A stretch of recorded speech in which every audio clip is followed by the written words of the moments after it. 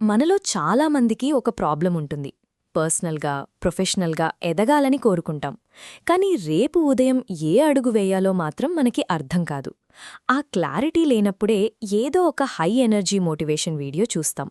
విపరీతమైన ఇన్స్పిరేషన్ వచ్చేస్తుంది.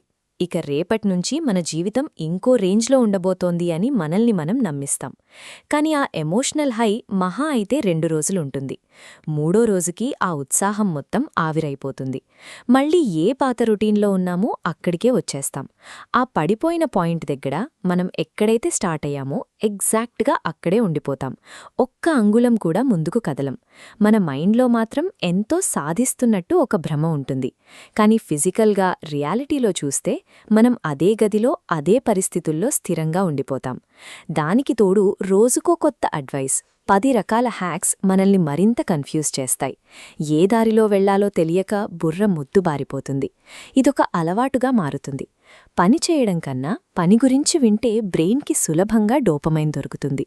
ఆ ఫ్రిక్షన్ లేని కిక్కు కోసమే మనం మళ్లీ ఆ వీడియోల వైపు వెళ్తాం. మనం కష్టపడాల్సిన అవసరం లేని ఒక ఊహాలోకంలో సేదతీరుతున్నాం.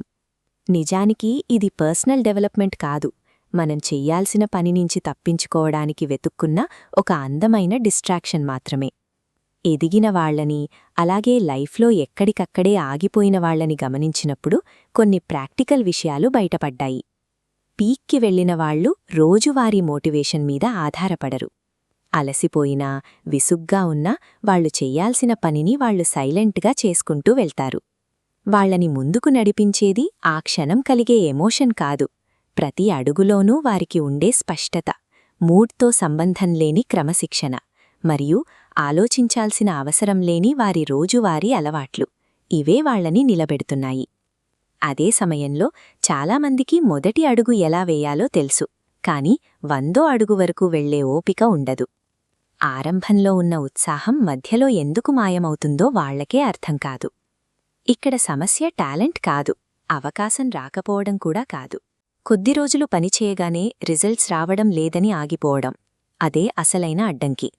గెలిచిన వాళ్లని వేరుగా నిలబెట్టేది ఆ విపరీతమైన, ఒక్కోసారి విసుగు పుట్టించే ఆ కన్సిస్టెన్సీ మాత్రమే. అది ఉంటేనే ఏ ప్లానైనా వర్కౌట్ అవుతుంది. కానీ ఆ కన్సిస్టెన్సీని మన ఈగో అడ్డుకుంటుంది.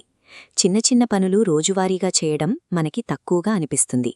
నేనింతకన్నా పెద్ద పని చెయ్యాలి అనే భ్రమలో ఉండి అసలైన పునాదులని నిర్లక్ష్యం చేస్తాం. మనం పని మొదలుపెట్టిన కొత్తలో ఎవరూ మనల్ని మెచ్చుకోరు. సోషల్ మీడియాలో లైక్స్ రావు, పక్కనున్న వాళ్లు చప్పట్లు కొట్టరు. ఆ చీకటి గదిలో మనం చేసే పనికి మనమే సాక్ష్యం. బయటనుంచి వచ్చే ఆ గుర్తింపు లేనప్పుడు మనసు ఆ పనిని వదిలేయమని చెప్తుంది.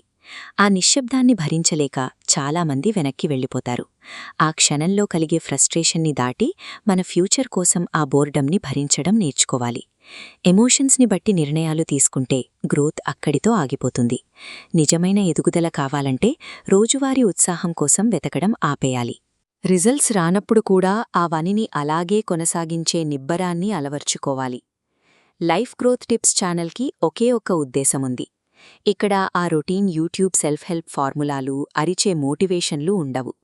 4 గంటలకే లేచి మీ జీవితాన్ని మార్చుకోండి లాంటి వినడానికి బావున్నా ఆచరించడానికి కష్టమైన విషయాల గురించి మనం మాట్లాడుకోము. ఎమోషన్స్తో ఆడుకునే ఫేక్ సక్సెస్ స్టోరీస్ ఇక్కడ ఉండవు. కేవలం అబ్జర్వేషన్ ద్వారా నేర్చుకున్న పచ్చి నిజాలను మాత్రమే పంచుకుంటాను. మనం చేసే పొరపాట్ల ఎందుకు రిపీట్ అవుతున్నాయి, మన ఆలోచనా తీరులో ఉన్న లోపాలేంటి, వీటిని ప్రాక్టికల్గా ఎలా సరిదిద్దుకోవాలో ఇక్కడ చర్చిద్దాం. మీకు ప్రశాంతతనిచ్చే అబద్ధాల కంటే మిమ్మల్ని ఆలోచింపచేసే చేదు నిజాలే ఇక్కడ ఎక్కువగా వినిపిస్తాయి. జీవితం మారడం అనేది ఒక ప్రయాణం. అది నెమ్మదిగా, ఒక్కోసారి విసుగ్గా సాగుతుంది. ఆ సహనం లేనివాళ్లు ఈ దారిలో ఎంతో కాలం నిలబడలేరు. బయట పరిస్థితులు మారాలి అంటే ముందు మన లోపల ఉన్న ఆలోచనా విధానం మారాలి. ఆలోచన మారితేనే అడుగు మారుతుంది. మీకు కేవలం 2 నిమిషాల ఎమోషనల్ హైప్ మాత్రమే కావాలి అనుకుంటే ఇది మీకు కరెక్ట్ ప్లేస్ కాదు. గ్లామర్ లేకపోయినా, కష్టమైనా సరే మిమ్మల్ని మీరు నిజాయితీగా మార్చుకోవాలి అనుకుంటేనే ఈ ప్రయాణంలో నాతో ఉండండి.